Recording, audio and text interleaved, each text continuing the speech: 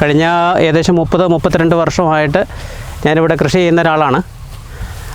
കൃഷി രീതിയിൽ ഇന്നൊത്തിരി വ്യത്യാസങ്ങൾ, അന്ന് 32 വർഷം മുമ്പ് ഞങ്ങൾ കൃഷി ചെയ്യുന്നതിൽ നിന്ന് വ്യത്യാസമുണ്ട്.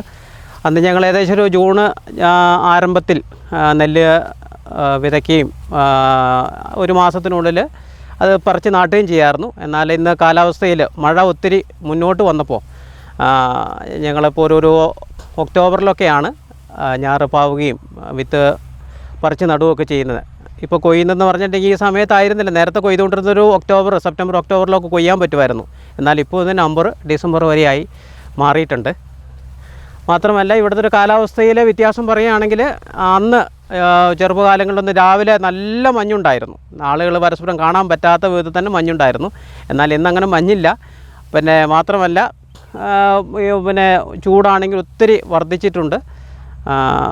ഇപ്പോൾ തന്നെ ഈ തെളിയുന്ന വെയിലിന് തന്നെ നല്ല ചൂടാണ്. ഈ സമയത്തൊക്കെ ഒരു തണുപ്പ് അനുഭവപ്പെടേണ്ടതായിരുന്നു പണ്ടത്തെ സമയമായിരുന്നെങ്കിൽ. കൂടുകയും അത് ശരീരത്തിന് പ്രയാസങ്ങൾ ഉണ്ടാക്കുകയും ചെയ്യുന്നൊരു കാര്യമാണ്. എന്തായാലും പഴയതിൽ നിന്ന് വിളവ് ഒത്തിരി വ്യത്യാസങ്ങൾ കുറവ് വന്നിട്ടുണ്ടെന്നുള്ളത് ഒരു യാഥാർത്ഥ്യമാണ്.